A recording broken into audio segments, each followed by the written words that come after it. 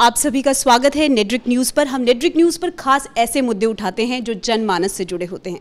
खासकर अगर हम गुजरात की राजनीति की बात करें तो अभी बहुत ज़्यादा गुजरात की राजनीति में उथल पुथल है। सबके मन में ये सवाल उठ रहा है 9 और 14 दिसंबर ये जनता का पक्ष निर्धारित करेगा कि लोग किस सरकार को चाहते हैं।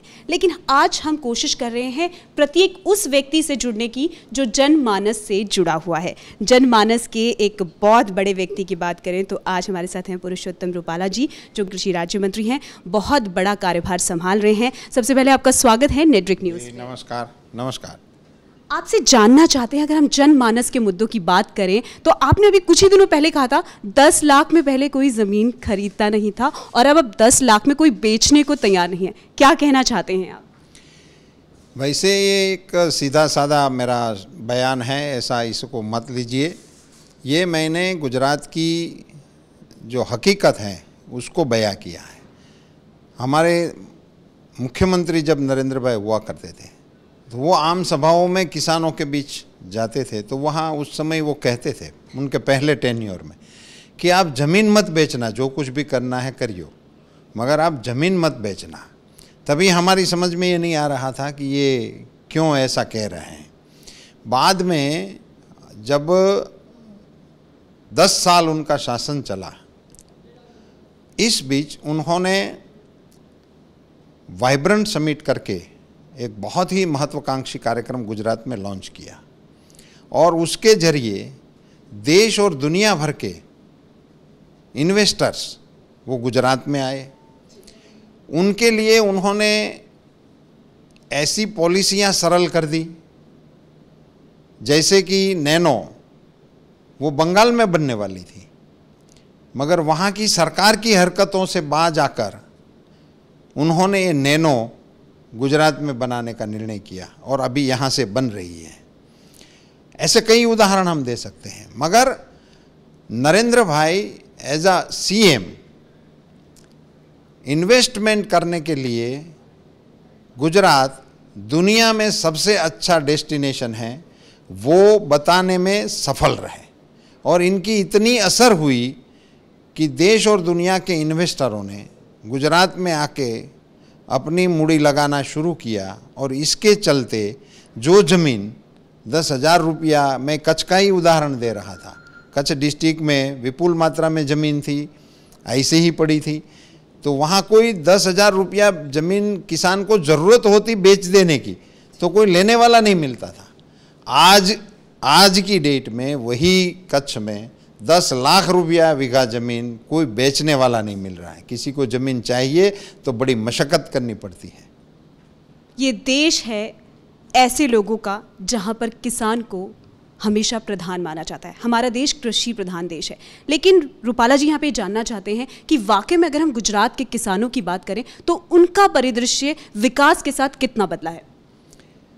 देखो, गुजरात की कृषि में खास करके जब से भाजपा की सरकारों का गुजरात में 95 से होना शुरू हुआ, तब से लेकर और एक से जब नरेंद्र भाई ने कमान संभाली थी वहीं से आज तक कितने निर्णय लिए गए हैं जो किसानों के हित के लिए लिए गए। उसमें कानूनी सुधारों की बात थी, उनकी ज़मीनों के टाइटलों की बात थी। यहाँ एक कानून हुआ करता था, नवी शरत जूनी शरत करके, बहुत ही किसानों को परेशान किया करते थे। 8 किलोमीटर की लिमिट के बाहर किसान ज़मीन ही नहीं खरीद सकता था कानूनी तौर पे। ये मुझे लगता है कि पूरे देश में एक अकेला गुजरात था जहाँ ये कानून था, और ये पूरी कांग्रेस की 40 साल की रेजिम में ये कानून से किसान पीड़ित रहा। ये लोग भूल गए, वो 8 भी हमारी सरकार ने निकाल दी। कई ऐसे सुधार के कार्यक्रम लगाए। कृषि महोत्सव करके एक बहुत इनोवेटिव कार्यक्रम मोदी जी ने मुख्यमंत्री के कार्यकाल के दरमियान लगाया, जिससे किसान अपनी समस्याओं को लेकर कृषि वैज्ञानिकों के साथ सीधा डायलॉग करने के लिए इनको अपॉर्चुनिटी मिलती थी। इन सारी चीज़ों को लगाते हुए, और मैं आपको ऋण के बारे में बताऊंगा, भाजपा की सरकार जब पहली बार गुजरात में गठित हुई तब किसानों को 18% ब्याज से उसको ऋण मिलता था, इंटरेस्ट रेट था 18%, वो क्रमशः कम होते हुए अभी के मुख्यमंत्री विजय भाई ने इसको 0 तक पहुंचा दिया। आप सोचिए, 18% का इंटरेस्ट जो किसान देता था उनको 0% तक लाने का काम इसी हमारी भाजपा के कार्यकाल में हुआ, जो कांग्रेस के कार्यकाल में इतना बड़ा अंतर था। कई ऐसे मुद्दे हैं, मैं इनकी चर्चा कर सकता हूं। सभी राज्यों के तुलना में ड्रिप और इरिगेशन जो माइक्रो मैनेजमेंट है, हमारे मोदी जी का वो एक बहुत ही स्लोगन है अच्छा, पर ड्रॉप मोर क्रॉप, और उसी को सक्सेस करने के लिए हमारे राज्य की सरकार 70% सब्सिडी देती है। देखिए, जिस तरह से आपने कहा कि पर क्रॉप पर ड्रॉप, अगर मैं कहूँ कि किसान जो है वो कम पढ़ा लिखा होता है, अक्सर जो एक बड़े मापदंड में हम देखें तो ऐसे में डीमोनेटाइजेशन, उसके बाद जीएसटी, और उसके बाद और एक बड़ी चीज़ जो लोगों को आता नहीं है, डिजिटलाइजेशन।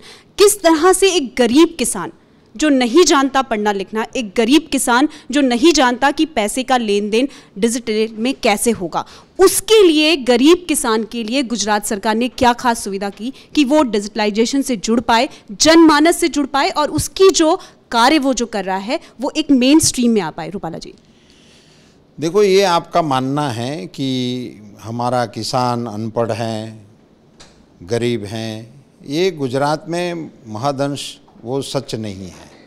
हमारे यहाँ गरीब मिल सकते हैं मगर निरक्षर नहीं मिल सकते। ये हमारी गुजरात की परंपरा है। हमारे तो राजाशाही काल से भी यहाँ पढ़ना लिखना, उस अच्छे अच्छे राज्यों में बड़ौदा, गोंडल, ऐसे जो पुराने स्टेट थे उसमें भी कंपलसरी एजुकेशन का प्रावधान था। तो ये समस्या ज़्यादातर वो ठीक नहीं है। दूसरा, किसानों को इन सारी चीज़ों को समझाने के लिए और इनका जो काम है वो काम वो सही तरीके से कर सके, इसके लिए हमारे जो ऑर्गेनाइजेशंस हैं, डिपार्टमेंट हैं, इनका एक्सटेंशन डिपार्टमेंट जो है वो सारे लगे हुए हैं। और इनको काम क्या है? खाद खरीदना था, तो खाद अभी हमने नीम कोटेड कर देने के बाद कहीं पे उसकी घट ही नहीं है। जब चाहे जहाँ चाहे उसको मिल ही जाता था। जो पहले कई समय तक कतारों में खड़ा रहना पड़ता था, लाठीचार्ज भी करना पड़ता था, वो सारी बातें निकल चुकी हैं। तो अभी उनको अपने घर पे ही ये सारी सुविधाएं उपलब्ध हैं, उस प्रकार की सारी व्यवस्थाएं हो रही है। देखिए, गुजरात सरकार तल्लीन होकर, जिस तरह से अभी रूपाला जी ने बताया कि प्रत्येक किसान से जुड़ रही है, और किसानों की अगर हम एक बड़े परिदृश्य में बात करें तो गुजरात में ऐसे बहुत कम किसान हैं जो पढ़ना लिखना नहीं जानते, सभी अक्षर को पहचानते हैं, सभी आगे बढ़ना जानते हैं। लेकिन आखिरी सवाल आपसे पूछना चाहते हैं कि अगर हम राजनीति परिदृश्य में बात करें तो पटेल समाज जिस तरह से, अगर हम एक बड़े परिदृश्य में बैठे तो जातिवाद में बांट रहा है, वंशवाद में बढ़ रहा है, क्या कहना चाहेंगे आप? 9 और 14 तारीख अब ज़्यादा दूर नहीं है दिसंबर की, राजनीति उथल पुथल पर आखिरी सवाल आपसे जानना चाहते हैं कि आप चुनाव को किस नज़र से देख रहे हैं, क्या आपका मानना है? और आम जनता की अगर आप बात करें तो क्या है इस बार आम जनता के मन में सरकार को लेकर? देखो, ये बहुत ही स्पष्ट बात है कि गुजरात की जनता ने भारतीय जनता पार्टी का शासन देखा है, परखा है और इसको समर्थन किया है, और बहुत दिल से समर्थन किया है। गुजरात को बदनाम करने की कोशिश हर चुनाव में कांग्रेस ने बहुत ही भरपेट किया है, मगर कभी भी गुजरात की जनता ने इनको करार नहीं दिया है, इनके साथ सहमति नहीं जताया। इस बार भी देखो, जनता को चाहिए डेवलपमेंट, जनता को चाहिए सुविधा, जनता को चाहिए अपने सवालों का समाधान, तो वो तो उनको भारतीय जनता पार्टी की सरकार से ही मिल रहा है।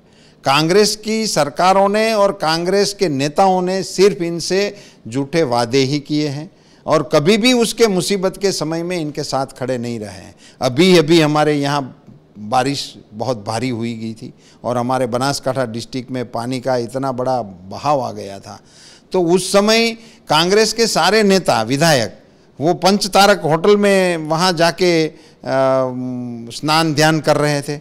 यहाँ लोगों के बीच में कोई थे ही नहीं। यहाँ जब पानी मौजूद था फिर भी उनको स्नानागार में ही स्नान करना था, और अभी वो लोगों के बीच में जाके हमारी सरकार को कोस रहे थे। जहां पानी में हमारा मुख्यमंत्री पूरा सचिवालय को लेकर 10 दिन बनासकांठा में सरकार चलाई उन लोगों के बीच में बैठ के। तो ये सब लोगों की नज़र में है, इसलिए इस बार भी गुजरात की जनता प्रचंड बहुमत से भारतीय जनता पार्टी के साथ खड़ी होने वाली है। धन्यवाद। ये थे हमारे साथ रूपाला जी, बहुत बहुत शुक्रिया हमसे बातचीत करने के लिए। लेकिन इन्होंने साफ और स्पष्ट सब में बता दिया है कि देश की जनता सिर्फ उसको चाहेगी जो विकास से जुड़ेगा। बहुत बहुत शुक्रिया। हम भी यही चाहेंगे कि विकास हो, चाहे किसी की भी राजनीति यहाँ पर अपने पैर पसारे, लेकिन विकास सबसे बड़ा मुद्दा है जो भारत को आगे ले जा सकता है।